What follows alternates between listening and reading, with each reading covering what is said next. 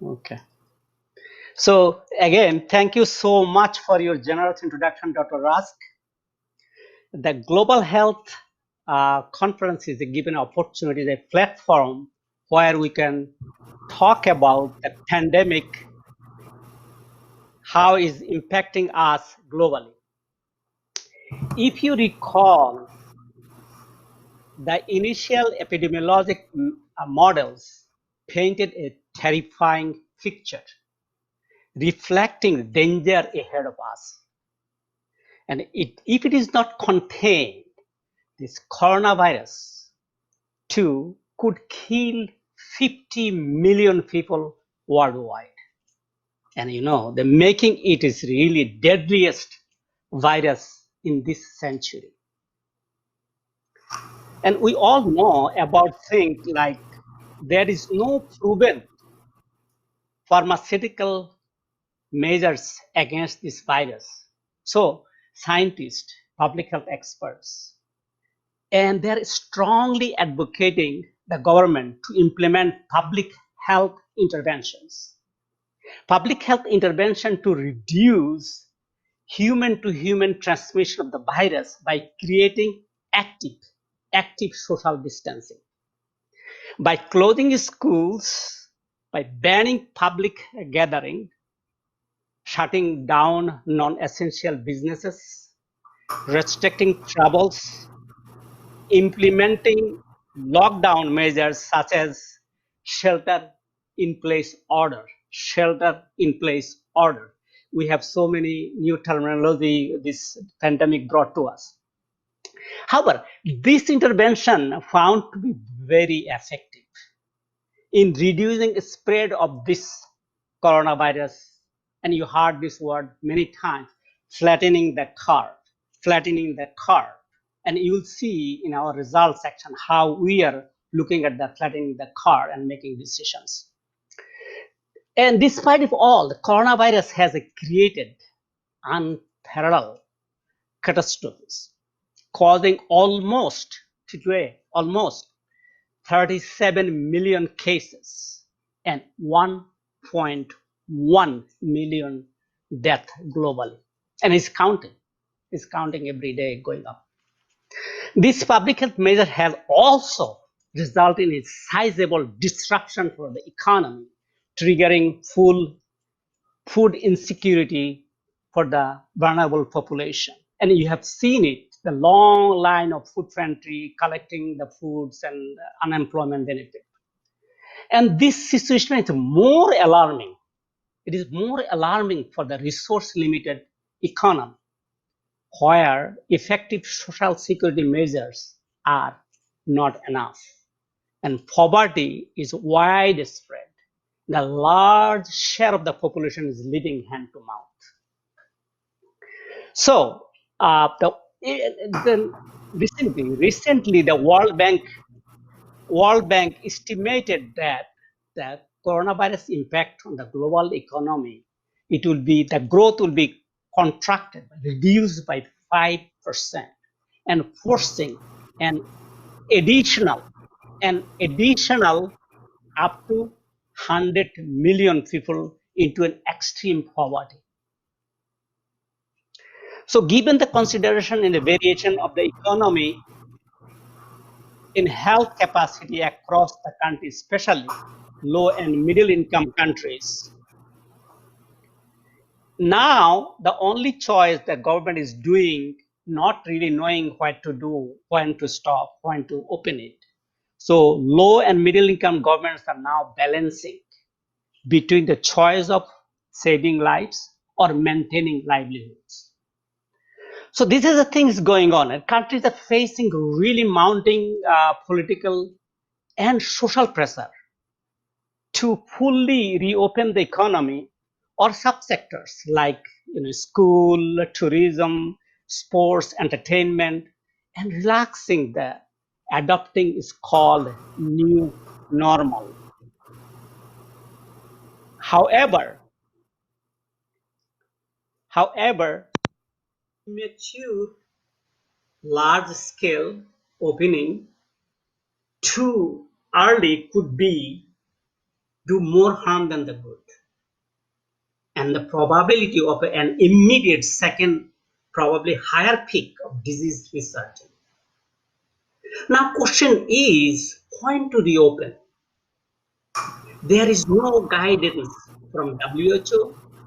Everybody is called lockdown, shelter in place order, but nobody is saying when to reopen. So what we did not find any published directive or model to inform policy to reopen school, tourism, entertainment, and any other sectors. So in the beginning of this summer, when the coronavirus spreading really rapidly, we, FIU faculty, students, and graduates, create a group to help low-income countries in this historic phenomenon. In the meantime, Cambridge-Oxford group led by Dr. Rajiv Chaudhary, an expert on global health and epidemiology, published a model how to stop health system collapsing due to overload of coronavirus cases in hospitalizations. This is all received, and many media also really focus on those kind of things. However, their model helps to decide a periodic open and close to balance hospital resources. And their calculation based heavily on availability of health system data, ICU, emergency room, doctors, hospital beds, and many more detailed, refined information, which is not always available in resource-limited countries. Despite all, this model is very good and a good guide in a sense of, and help us to think further. If we don't have these refined data sets, all that we're looking for, when to start, we are thinking to develop a model for large-scale reopening. So what we did in our team member, Dr. Sajidul Talukdar, is an assistant professor of computer sciences in Edinburgh University, who has a keen interest in data exploration and big data set. With the help of Dr. Abir Rahman, a doctoral candidate of epidemiology, both of them really hunting for every country in the world, looking for data. But the refined data is not always available. So whatever data we have, the successful failure countries, we take care of all of those and combine them and find that, and Dr. Stiak, a FIU research faculty, who used the model and different way of looking at it, how to develop an index, a model to help policymakers to make a decision when to reopen the economy in a large scale. We then meet weekly basis, and finally we develop a straightforward index and a toolkit for large scale reopening decision making. So, and Dr. Shonchoy, as you heard his profile, he's from the Department of Economics and Gate Foundation scholar, and for his research on migration and poverty and randomized control trial he has been inducted to MIT-led Poverty Action Lab group. Among this group, the members, there are many Nobel laureates, including last year's Nobel Prize winners in economics is Abhijit Banerjee and Esther Duflo. So Dr. Shonchoy will present the method and result and index and talk about this further. I will stand back and stand ready. Here is Shonchoy. Thank you very much for this kind introduction, Dr. Ahmed. Dr. Ahmed has already set the bedrock of this discussion. So pretty much, if we want to motivate our conversation, what is most important is we are asking the international agencies and all the public health experts are asking countries to lock down, but there is no clear indication that when it is safe to reopen the economy. So what we wanted to do is try to understand that those countries who have reopened, who has been successfully reopen. By successful, what we meant is these countries did not face any immediate resurgence in their COVID-19 caseloads. And after observing these countries' disease pattern and epidemiological pattern, we studied and we find some parameters for safe reopening. And then we went back to the original canonical SIR epidemiological model to see that whatever we have detected as a pattern, whether that pattern makes sense in that epidemiologic SIR model. And then when we found that it's quite valid, what we have found, we generated a toolkit. So this toolkit can be applicable for any country in the world, and it doesn't matter whether this is a resource poor country or a rich country. And from that toolkit, policymakers will get a straightforward decision-making pattern that, okay, if we see this is happening, then we will be able to reopen the economy safely. So could you please go to the next slide, please? Next slide. Thank you. So let me start with Germany. So Germany is a high-income country and also quite successful. So let me explain this data here. So this is daily new cases and daily new recovery data of Germany, and it's a 5-day moving average plot. So the red line is depicting the new cases, and the green line is new recoveries. So what we found that there is an interesting point, which is on the 5th April, the green line crosses the red line. So that means the number of recoveries in those days are higher than number of new cases. And this pattern continues. So just to give you some number, Germany imposed lockdown on the 17th of March. And then this crossover, this green and red crossover happened on the April 14th. And then Germany waited for another 20 days and just to see that if this pattern is consistent. So that if you look into this diagram, you can see that this recovery rate has been consistently higher than the daily new cases. And they waited for 20 days, and when they see that this is the pattern, they reopened. So in this description, and this is the words I will be using quite repeatedly, one is important factor is the crossover.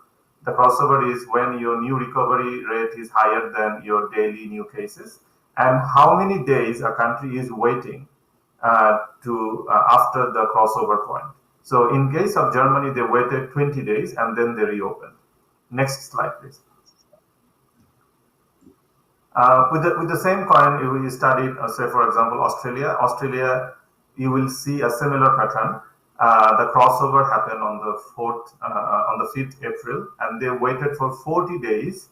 And then when they see that the recovery rate is consistently higher than the new cases, they reopen. And when they reopen, there is no immediate resurgence of the COVID cases. By the time they have reopened, this is pretty much the reproduction rate of the COVID is extremely low. So as a result, we don't see any immediate surge in the COVID cases.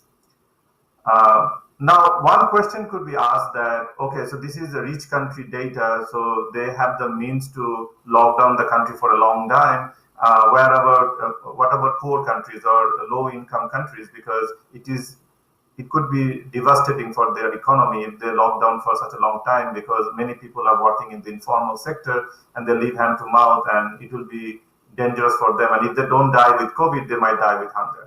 So we also looked into poor countries, that how they tackled the situation. So next slide, please. So by poor country, we look into low, medium income country. So in the next slide, we will see it. Next slide. So in the category of not high income countries, so we looked into low and middle income countries. So one example is Turkey. So you can see that Turkey is also a successful country according to our definition. And they waited for 16 days. So when they faced the crossover on the 5th April, and then they continue to see that if the pattern is persistent, and once they are confident, they reopen the economy, and they didn't see any immediate resurgence. Next slide, please. Now let's take it a country where they made it wrong. So this is the case of Iran. So in case of Iran, the crossover happened on the 8th April, but they rushed to reopen. So they didn't wait for 14 days or 15 days. So there was a pattern, but they reopened the economy on the ninth day of this pattern, and then immediately saw disease resurgence. So that Iran could have benefited from it if they waited like a few days more, but just because of this, the rush of not following this epidemiologic pattern, reopened the economy quite.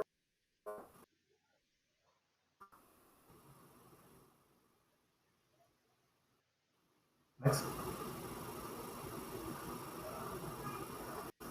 Okay, so based on this pattern of data that we have found in the world in the early phase of lockdowns, and we try to detect this pattern, and we found there are three broader recipes for safe reopening. So number one is the crossover of daily infection and recovery rate. We call it IR crossover. The second is a minimum 2 weeks waiting period post crossover. So the countries need to observe at least 2 weeks of like a waiting period just to see that if this pattern is consistent. And if they see that there is a consistent pattern, the recovery rate is higher than the daily case rate for 2 weeks, that probably can give them some confidence that this is now safe to reopen. Anything that you do before then could have the risk of having sudden jump in the cases. Next. So based on this definition, so the definition is there is no immediate resurgence in the caseload. There are available epidemiological data for many countries. I should mention here, and I think Professor Ahmed also mentioned, that there are other countries who also showed similar pattern of success, but we didn't get all the data required for our analysis. So it is based on those countries who have available data. And also we limited our analysis for those countries where at least they have 500 cases. So like there are some island economies who have really limited cases, and we didn't take that into account. And our main analysis is based on the initial lockdown wave that we have seen worldwide. So that is from 15th March to 15th April, most of the countries in the world went to the lockdown. So we focused on those countries. And based on that, we found 9 countries that belongs to high income group. And there are 7 countries who belong to the low income and middle income group. So that it is not only that the rich also belong to low and middle income countries. Next. So just to give you a summary statistics, kind of give you a sense of how much should be the waiting period. So the waiting period for high income country is more or less 24 days. For low and middle income countries, after the crossover of IR, they waited 14 days. So this is what we will be emphasizing, that there is a need for 2 weeks waiting period post crossover to have a safe reopening decision. Next. Now, based on this data, we went back to the canonical SIR model, and tend to give you a perspective. So on the upper panel, we have Germany, which is a successful country. In the lower panel, we have Iran.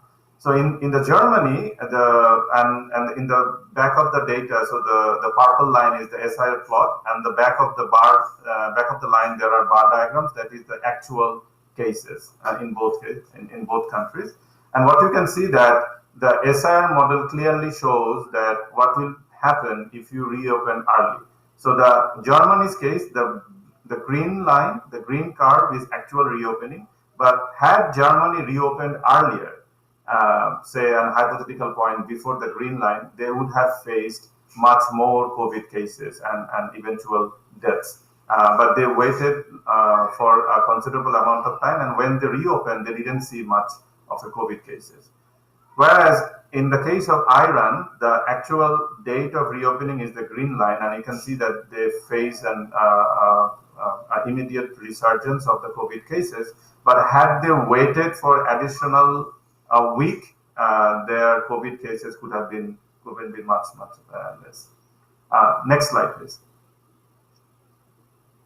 So based on this analysis, what we have done is we created an index. So this index will give a straightforward decision-making tool for the governments or for the policymakers, and it can be applicable for the nationwide lockdown or for the zone-specific lockdown, that when it is safe to reopen. So there are 4 steps associated with this index. The first step is you need 4 daily data, and we can use 5-day moving average daily data. One is deaths per million. Another one is positive cases per million tests, then recovered cases per million, and new confirmed cases per million. These are my 4 main data that we need.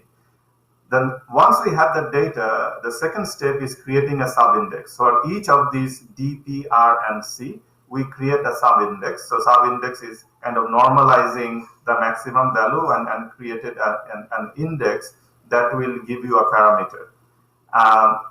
The third step, which is a sign index. So the sign index is created using the daily recovery rate minus daily new cases divided by the summation of these two. So what it will do, that it will create a sign. So positive means your daily recovery is higher than daily new cases, and negative means your daily recovery is lower than daily new cases. So that is clearly tells you it's not a good time to reopen.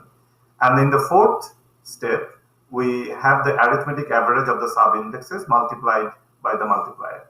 So the reason we use arithmetic average is if you have one variable missing, you can still estimate it. So that's the beauty of it, that we use arithmetic average, very simple, plain vanilla calculation to give an index.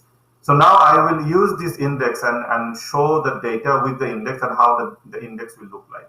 Next. So in these 3 diagrams, what we have done is we have the upper panel, which is the daily new cases and new recoveries. In the bottom panel, we have our index. So you can clearly see that there is a point when the index becomes positive, and this is when you have a crossover, and then the index remains positive for a considerable amount of time. So as long as your index is positive, that means you are actually in a favorable zone. And if you see there is a consistency of 2 weeks positive index, that means this country is ready for reopen. So we see the same thing for Australia, we see for Germany positive ER index, LSR index, and we see it for Turkey. Next. So we have all the successful countries. I'm rushing because I don't have much time. So we have all the successful high-income countries clubbed together, and you can see that by and large, the LSR index is positive when they reopened. Next. And we also looked into low and middle income countries, and I should point one thing here, which is for low and middle income countries, this LSR index is not always positive, but there is on an average, it is positive and showing positive trends. And the reason we see some fluctuation is largely contributing to the fact that they don't update the data regularly, and sometimes there are data anomalies, and that could have some fluctuations. So it could tell that the data needs to be much more accurate and they need to make regular updates. But if we plot this data for the low-income countries, we see similar pattern. It's not exactly one-to-one as high-income countries, but it's a similar pattern, positive trend and positive LSR index. Next. And now, just to give you a perspective for unsuccessful countries, if we plot this data, you will see that largely the LSR index is negative. So these countries reopened quite early, not at the same timing when what we are recommending, and as a result, they face a consequence. Whenever they reopen, they immediately saw a large jump in the COVID cases. Next, please. We also try to understand what are the external factors that will explain why some countries are successful and why some countries are not successful in terms of reopening. And what came quite strikingly in the principal component analysis is the governance matters. So those countries who have good governance and they have better implementation of the lockdown actually benefited a lot. What didn't matter much is the lockdown days. So it is not the days, number of days, that is not important. What we found is important is how stringently, how restrictively the lockdown has been imposed, so that the direct human-to-human contact can be reduced and we can create successful public health measures. Next slide, please, and that's my last slide. So just to sum up what we have done, we introduced a very easily interpretable large-scale reopening index, and this is based on validated with the data. So it is not that something we came up completely out of the blue. This is data-driven index that we have created, and we validated this data with the canonical SIR model, and also we have seen how this data behaves if we use it for the rich countries, poor countries, successful countries, and unsuccessful countries. And what we found that basically countries need to wait when their daily recovery rate surpasses the daily new cases, and they need to wait for 2 weeks. And if they see this pattern is consistent, they can safely reopen. And the index will give you a very straightforward decision making. So they don't, a country or policymakers do not need to understand the technical details of it. It will clearly shows positive and negative. If it is positive, that means it's good. If it is negative, that means it's bad. And we need to see positivity for 2 weeks time. And it will be extremely useful for the resource limited countries, not only for this pandemic, because the pandemic is not over. We might be imposing zoning lockdowns in the future, like some areas of the country will be locked down, and it can be implemented for that purpose. The second wave is coming. Epidemiologists and public health scholars are predicting a second wave, which will be the winter wave, so we can be well prepared about it, and we have all the data so that we can support this kind of decision making, and it will be extremely helpful for the future pandemics. So with that, I would like to finish this lecture. Thank you very much.